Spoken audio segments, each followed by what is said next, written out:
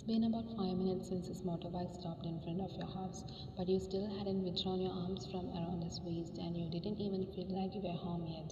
He finally had to call your name to bring you out of your dream world.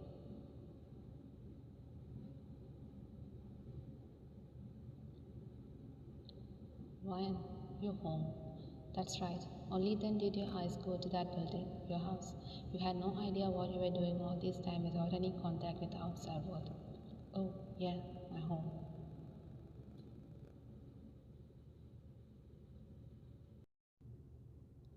And what's the delay? Get off the bike. You think I don't have a house? I have one such thing. I need to get you safely inside this house and I'll go. Oh, sorry. He slowly got off the bike and stood in front of him.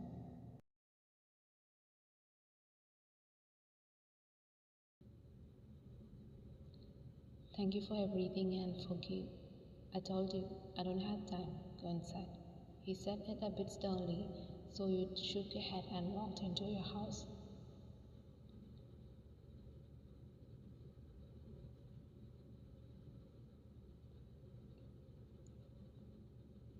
Making sure you had locked the door getting inside, he started his motorbike and went ahead, while you stood looking at him through the gap in the curtain until he goes past the turning. Why are you late?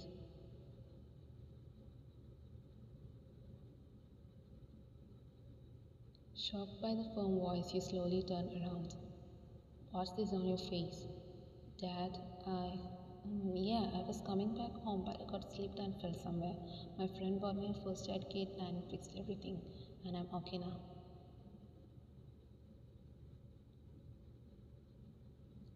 Now you understand the dangers of going out at night. At least don't repeat it again. Go to bed and try to sleep. Don't you have class tomorrow? You let out a deep breath, relieved to be free from further questions, and went to your room as your father told you.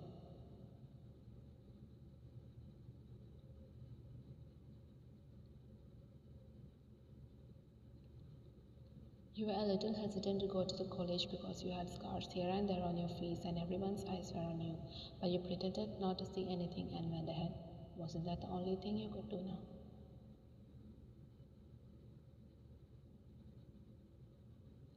Not only that, but because you're looking for someone else, you are able to get past the thought that everyone else is noticing you.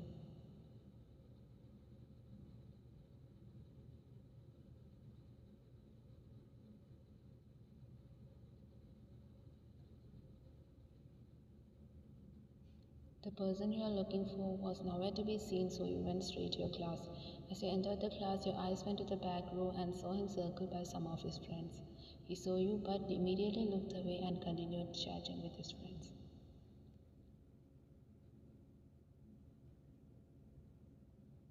His face shows nothing about what happened the other day. You slowly walked up to your seat but still not getting a glance of him.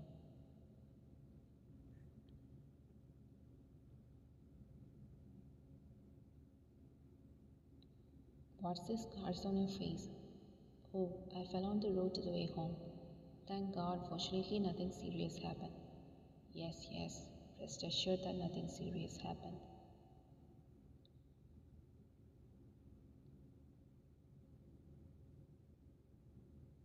You glanced at him out of the corner of your eye, but he was still sitting between his friends talking. Suddenly, the teacher came into the class, scattering everyone onto their seats.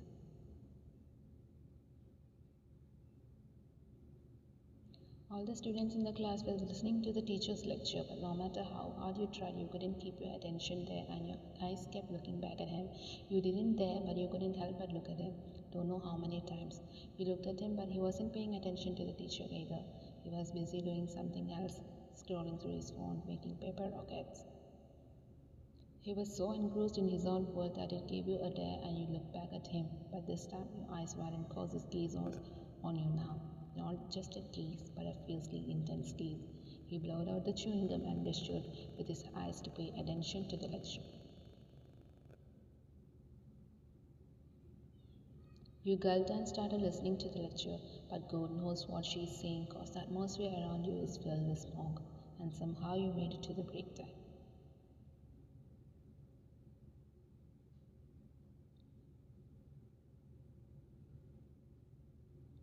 But there too he immediately went out with his friends. You took your bag and followed him as fast as you could.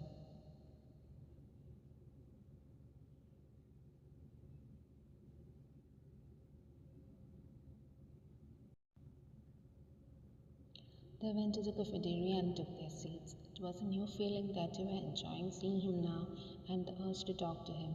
But it felt bad when he walked away like this, but you know you had to because that's what you did too.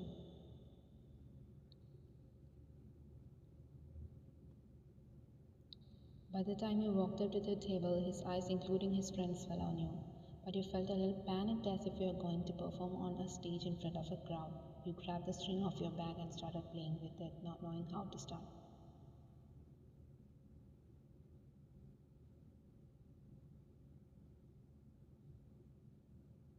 You had come to the wrong place, young lady. Go somewhere else to find a seat. Jungkook asked him to be quiet and then looked at you. What's the matter? And why are you standing here?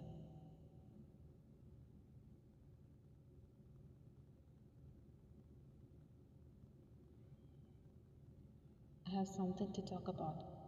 Tell me, do you mind coming with me for a while? Yes, of course. I'm not the right person for you to talk to, so don't wander here and go get something to eat.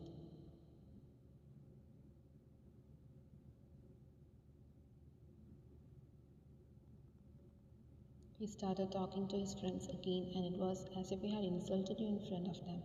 But you got what you deserved and you walked away very sad, not waiting to eat anything.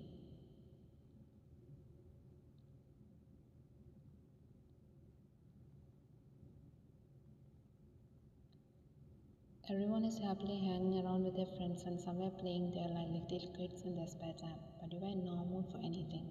You sat under a tree hugging your bag. Why is he not interested in talking to me at least 0.5%?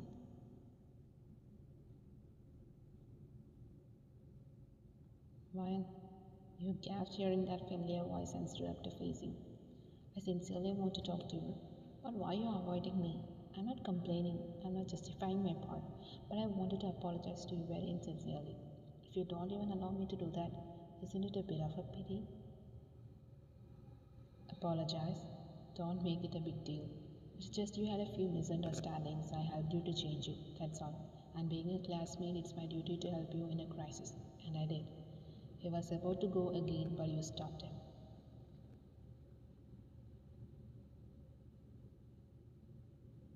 You still don't have the heart to listen to what I have to say, do you?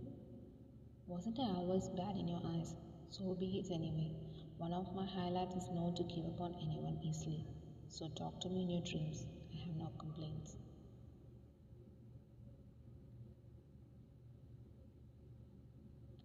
He ran away as if he had put a lock on your tongue. Maybe because if he is walking, you will have a chance to call him from behind.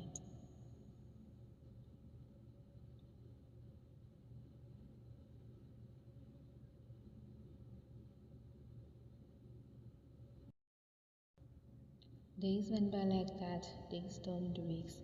Now he not only hesitates to talk to you, but walks away at the sight of you. Those were the days when you were going crazy.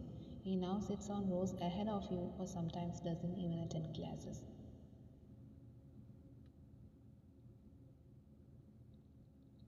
So, for the first time in your life, you stepped into a bar without stopping to ask your family for permission, and that too because of a person who you never dreamed would make such a trouble in your life.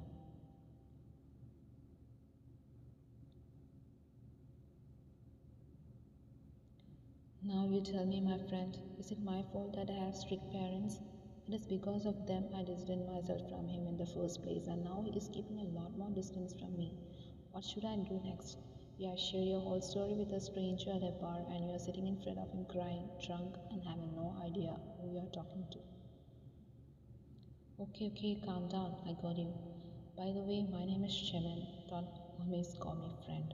You nodded, taking another sip. Well, I'm asking why you should feel bad when he shows up like that. Do you love him?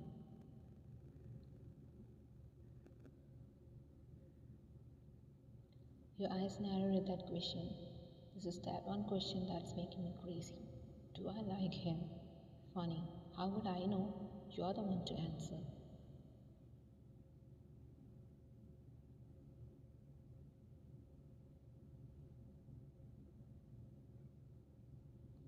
I don't know. All this is throwing me off balance. If you can help me out of this question, please let me know. Seeing your drunken level and worried face made him laugh. Okay, okay, if you don't drink anymore, I'll tell you away.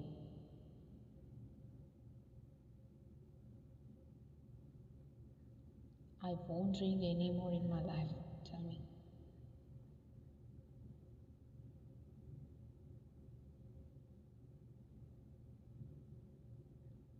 Yeah, I didn't ask you to the way to kill me myself. How can I climb up there? You wanna see him, right? Talk to him, right? Then somehow get into his room. From there, he can't avoid you.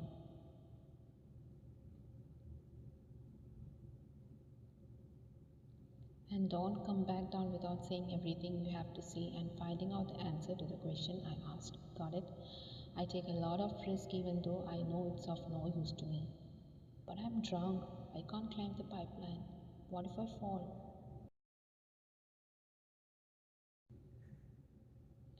Okay, okay, I'll see if there's any way I can get you up there. Wait.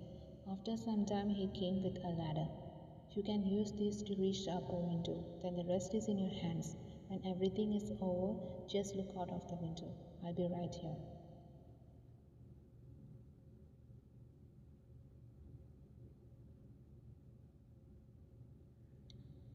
I was coming to my room after dinner as usual, and immediately I saw someone entering through the window. I was startled at first, but later I realized that it was a girl.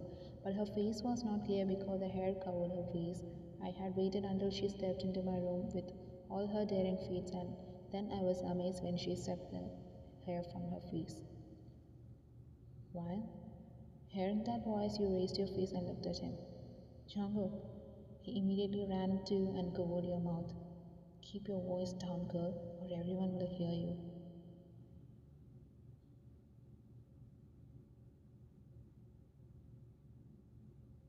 You grabbed his hand and removed it from your mouth. I came here to talk while you're covering my mouth. You're drunk?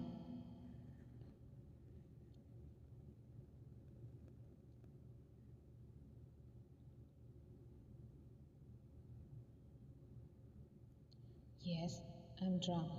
Ask me the reason too. You, it is because of you. He rolled his eyes at your slur speech. I'll take you home. Come.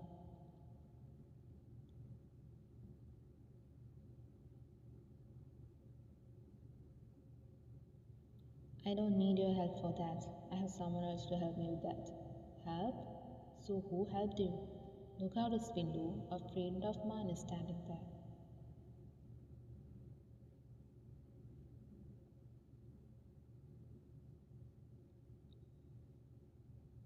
He looks suspiciously out of the window. Jimin, huh? Jimin waved his hands from below and shouted, Bro, don't worry, I'll be with you.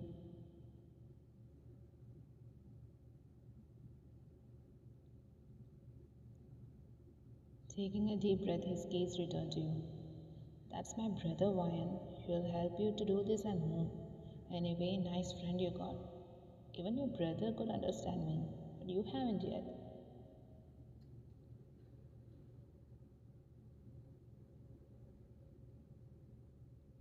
Okay, let me hear what your problems are. I can walk away from all this if I want, but why am I coming after you again? Why? Wow, you planted seeds of love in my heart and asking me why?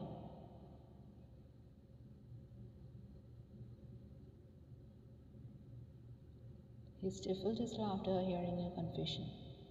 But didn't you hate me? How suddenly it turned into love? You fool, blink of an eye is enough to fall in love. So I love you.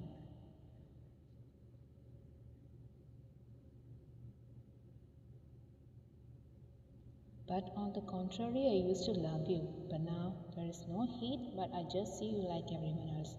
Like a little child, your lips were ready to burst, and the next moment you burst into tears. You started rolling on the floor, making Jungkook to kneel next to you.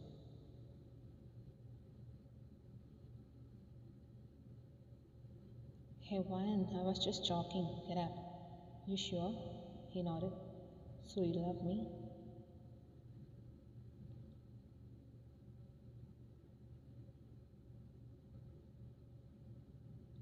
Of course I love you. I do care about you a lot. You immediately hugged him, making him chuckle. So we are in love, right? Yes. Not only that, You're brave now. You entered my house in the middle of the night, right?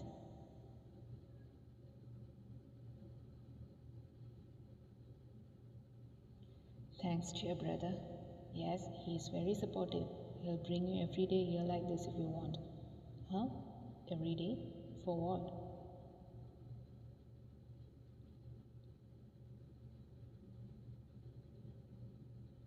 Hug me even tighter. I'll tell you.